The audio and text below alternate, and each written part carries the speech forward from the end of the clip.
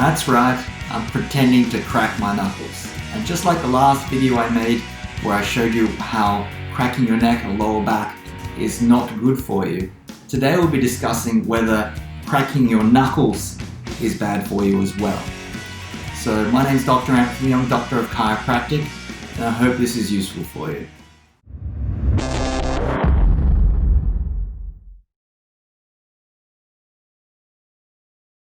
So over the years, cracking your knuckles has got a bad reputation. People think that if you crack your knuckles a lot, that you'll get arthritis. And that's partly to do with a study done in 1990 which showed that cracking your knuckles was associated with joint swelling and also weakness in your grip.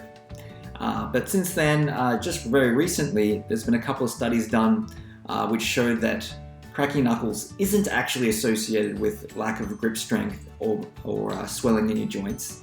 And back in 2011, there was also a study done that showed that cracking your knuckles doesn't cause arthritis either. So if you do like cracking your knuckles, you're probably going to be okay. On the other hand, cracking your neck and your back, as I showed in another video, is not a good idea. So please don't get the two mixed up.